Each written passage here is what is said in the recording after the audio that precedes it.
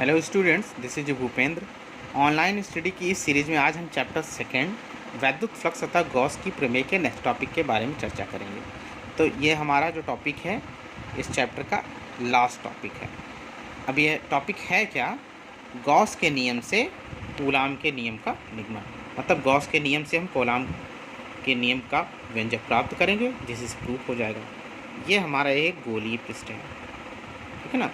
ये कोई गोलीय पिंड है, इसका सेंटर पॉइंट O है। O से R डिस्टेंस पे कोई पॉइंट P है जहाँ पे हमें वैद्युत क्षेत्र की तीव्रता का व्यंजक प्राप्त करना है। इसके सेंटर पॉइंट का जो आवेश है वो धनावेश है। अब यहाँ पे ही हमको कुछ कंसीडर करना है।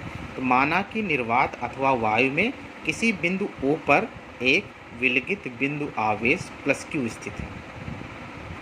अब यही कहा था ना, O से R बिंदु P पर। तो बिंदु O से R दूरी पर कोई बिंदु P है जहाँ पर हमें वैद्युत क्षेत्र की तीव्रता का व्यंजक ज्ञात करना है या प्राप्त करना है।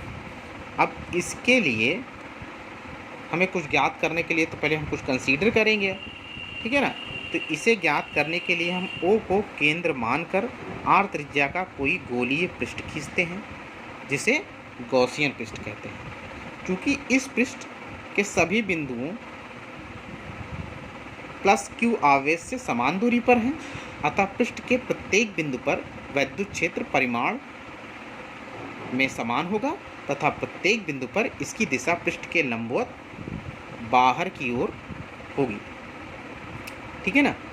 अब यहाँ के लिए हम कुछ भी तो जैसे जैसे वो डायग्राम क्रिएट किया है उसी चीज़ को हम यहाँ मेंशन करते हुए हम पहले कुछ लिखेंगे। जो हम बोल रहे हैं उसको लिखना है। यहाँ थोड़ा मैंने सॉर्टिंग कर दी है।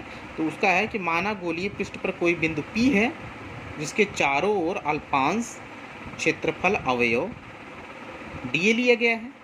तब इस अल्पांश के संगत क्षेत्रफल वेक्टर dA होगा जिसकी दिशा बिंदु P पर बाहर की ओर दिष्ट अभिलंब के अनुदिश होगी।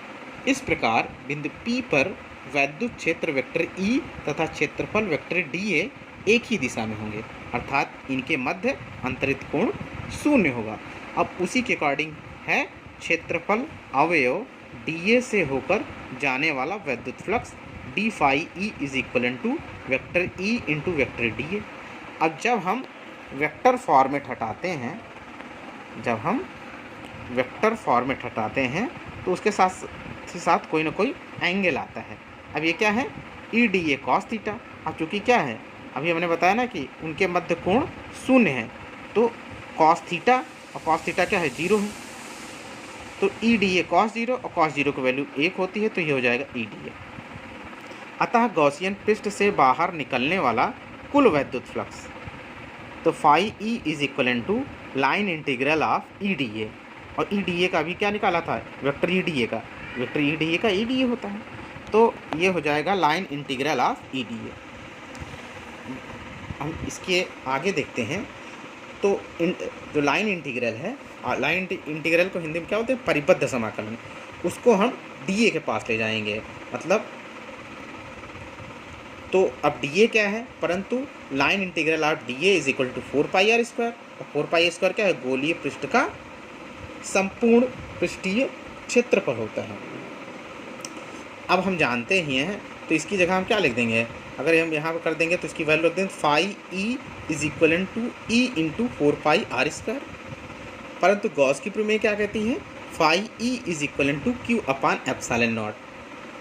अब यहाँ पे चूँकि E is equal to phi E is equal to E into 4πr² ये भी है, phi E is equal to Q upon ε0 है, तो दोनों को हम इक्वलेंट कर देंगे तो ये इन एक दूसरे के बराबर हो जाएगा। तो ये हो जाएगा क्या? Q upon ε0 is equal to E bracket में 4πr²। अब 4πr² क्या है? इसके नीचे चला जाएगा, तो ये हो जाएगा।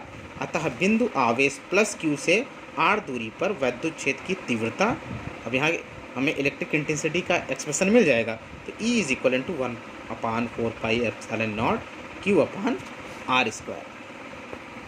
तो ये तो हुआ हमारा वैद्युत क्षेत्र की तीव्रता का व्यंजक। अब यहाँ पे हम क्या करेंगे? अब बिंदु आवेश +Q से R दूरी पर कोई धन परीक्षण आवेश +Q रखा हो तो उस पर बिंदु आवेश +Q के कारण आरोपित बल। अब हम जानते हैं ना इलेक्ट्रिक इंटेंसिटी क्या है? E is equal to F upon q naught होता है, तो उसी से F is equal to E q naught. तो एफ रहेगा ही क्यू, और यहाँ से ई की वैल्यू यहाँ पे पुटअप कर देंगे, तो ये क्या हुआ 1/4 pi epsilon naught q naught upon R square. यही हमारा क्या है, कूलॉम्स के नियम का व्यंजक है।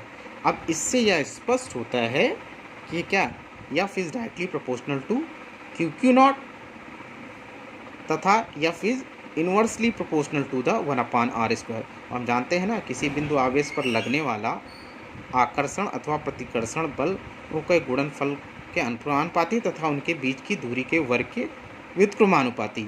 तो दोनों ही कंडीशन यहाँ पे फुलफिल हो रही हैं, यही कूलाम का नियम है। इस प्रकार हम देखते हैं कि गॉस का प्रमेय तथा कूलाम का नियम अलग अलग नहीं है, बल्कि एक ही नियम के दो प्रतिरूप हैं।